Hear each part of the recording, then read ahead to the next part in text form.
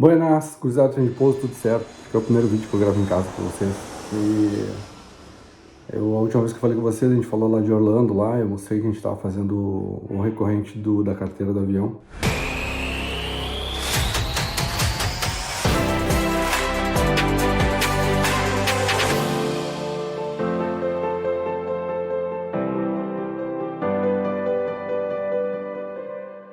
Hoje eu queria falar um pouquinho de como é que foi o treinamento, tá? É bem rápido até, não vou me estender muito, né? Mas na primeira vez que a gente fez a carteira do avião, como era o inicial, a gente ficou em média uns 14, 15 dias mais ou menos, são 2 semanas, né? Que é uma semana de aula e outra semana só de simulador.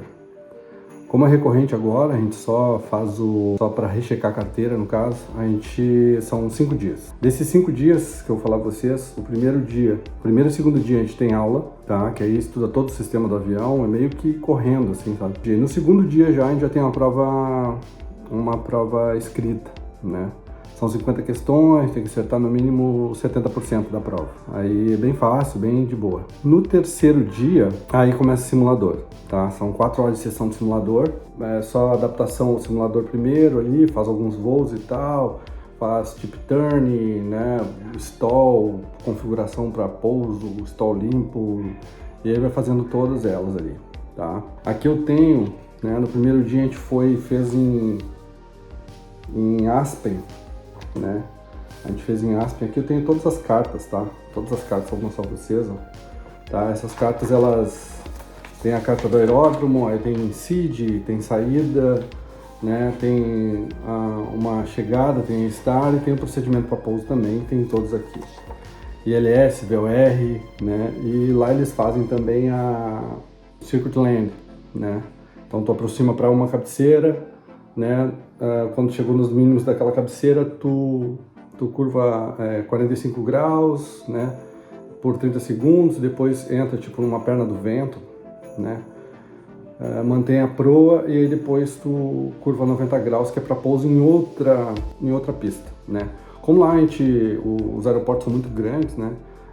Cada aeroporto tem em média umas de 4 a 6 até 8 pistas, né?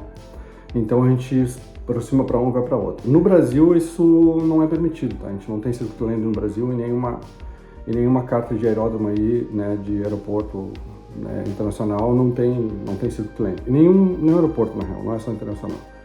E a gente faz todos os procedimentos e tal, e aí começa, né?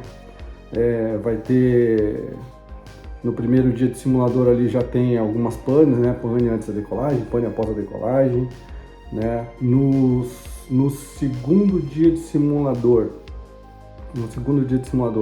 a gente já vai para o aeroporto de Nova York, aí começa a fazer os procedimentos lá, né? Com pane também, desde antes da decolagem, após a decolagem, fogo no motor, despressurização, tu sobe para tantos mil pés lá, aí despressuriza, aí tu usa máscara e tal, né?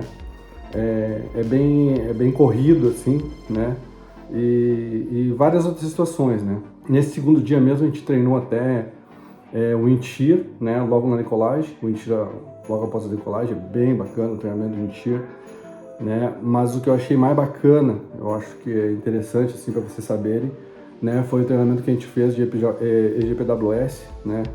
Que o avião a gente decola, aí entra EFR, totalmente EFR, e o instrutor ele nos paga uma proa na proa do morro.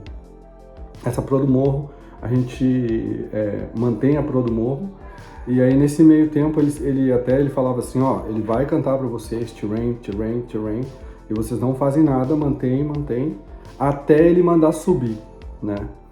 Aí quando ele der pull up, aí sim tu enche o motor e puxa ele mais ou menos uns 35 graus de pitch, e esse avião vai subir tipo 6, 7 mil pés em questão de segundos, né?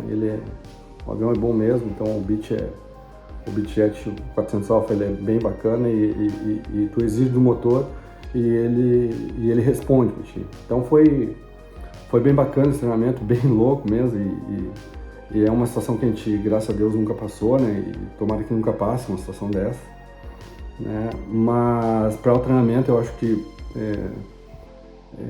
Eu acho que é importante essa ideia de todo ano ter que fazer isso, até porque, né, Punit, graças a Deus, a gente só treina no simulador mesmo, né? Não tem nada de mais. E aí eu queria mostrar para vocês como é que isso é. Então esse foi o primeiro dia. O segundo dia foi de novo nessa pauleira aí, são 4 horas de simulador, sendo 2 horas para cada um, né? Como Pilot Fly ali, Pilot Monitor. Né? E nesse meio tempo ele também vê o CRM dos dois, como é que tá e tal, né? A gente realizou a fonia toda em inglês, né? Não tem como fugir disso, né? E os procedimentos também, tudo de acordo com o que eles pedem para nós, né? E é bem puxado, né? A gente teve problema também, né? No pouso, a gente já estava monomotor e depois que a gente pousou, né, ele pouco antes do toque, no segundo dia de simulador, ele deu uma pane de hidráulico, aí logo após o pouso a gente não teve freio, né, e a gente teve que acionar o freio de emergência. Foi show de bola, entendeu? E graças a Deus a gente, né, deu tudo certo e tal. No último dia, para vocês terem uma ideia como é que foi, o cheque de simulador, o cheque de simulador ele foi em Nova York, né? Eu tenho as cartas de Nova York aqui também, só para vocês terem uma ideia de como é, tá? Aí a mesma coisa, tá? Ele nos dá todas as cartas aqui, desde do aeroporto, carta de saída, carta de chegada, né? ILS ou GPS, ou qualquer um deles ele pode pedir para nós, né? Isso aí fica a critério do instrutor na hora do cheque, tá? Tem VOR também, né? A gente pode perder o glide slope se estiver fazendo um ILS, aí já muda os mínimos e por aí vai, né? Mas então ele passa tudo e antes do voo ele descreve tudo que tu vai fazer na carta. A gente faz uma leitura de todas as cartas, tudo que vai ser feito naquele voo, né? Então mais ou menos uma hora de briefing aí que ele sempre faz antes dos voos. E a gente vai operando. Nesse ano a gente fez na CAI, né? Aí eles nos deram um manual do aluno aqui para, né, a gente seguir o treino como eles pedem. A primeira vez a gente tinha feito na Fly Safety, então agora a gente fez na CAI lá em Orlando, como vocês viram, que eu fiz o vídeo de lá. E nesse último dia, assim, aí fica a critério do instrutor o que ele vai pedir, né? Quais as planos que ele vai dar, o que ele acha melhor dar. Então foi a mesma correria, a gente sempre esperando que desse algum problema no avião e tal, a gente fica meio esperto e a gente estuda bastante para isso, né? Foi bem show, assim, e foi bem puxado, né? Eu digo que o simulador, ele é trabalhoso, né? E se o simulador não for trabalhoso é que, né, a gente não é nenhum melhor piloto do mundo, mas ele foi bem trabalhoso, né? E graças a Deus deu tudo certo, né? A CAI, ela nos dá também para estudo uns limitations do avião e memory items, então aqui tem tudo, né? Tudo que tu precisa saber de memória, que tu tem que saber, né? As panes, as principais panes, né? Eles nos dão também aqui o que tem que ser feito, isso aqui que eu tô mostrando para vocês, tá? Isso aqui que eu tô mostrando para vocês, isso aqui tem que saber de cor, tá? Que é as limitations e os memory items do avião em caso de pane, tá? E aí o cheque foi, o primeiro eu fiz o cheque, né, da 2 horas e depois foi 2 horas do meu colega. Foi bem puxado mesmo, né, mas no final de tudo ali a gente fez todos os procedimentos que tinha que fazer e graças a Deus tudo certo, né. O checador ele só fala "Alright, Captain, you're checked", então a gente fica bem feliz, né, com essa frase dele aí. A gente está checado e passou mais uma etapa e mais um ano aí que a gente tem de voos aí que vocês acompanham aí, volta e meia estão sempre acompanhando os voos que eu mostro para vocês, beleza? Tá?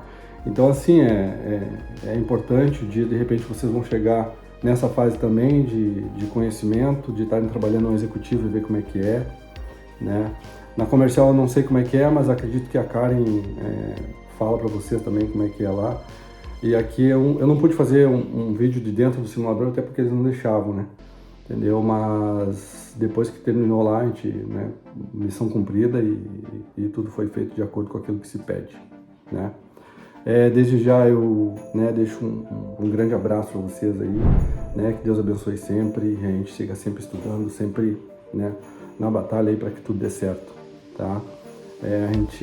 Muitas pessoas vão chegar pra gente e dizer que não vale a pena, principalmente vocês aí que estão iniciando e tal, né? Que não é bem assim, que as coisas não vão dar. Eu acho que a persistência, ela ganha de tudo, né?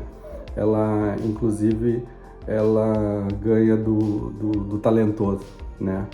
Porque não adianta ter talento se tu não tem persistência naquilo que tu vai fazer. Então a persistência é a palavra-chave, eu acho. Pra mim foi assim, né? Porque sempre tem as pessoas que vão dizer que tu não vai chegar, né? Que não é muito fácil e tal. E não são pessoas muito distantes não, né? Às vezes pode ser pessoas de dentro da tua casa, que elas vão dizer, porque não é bem assim, porque, né, a coisa não acontece dessa maneira.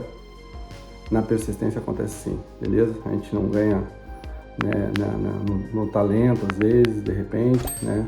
Mas na persistência a gente sempre consegue ganhar, beleza? Bom estudo pra vocês, Deus abençoe, é nóis, tamo junto. Grande abraço.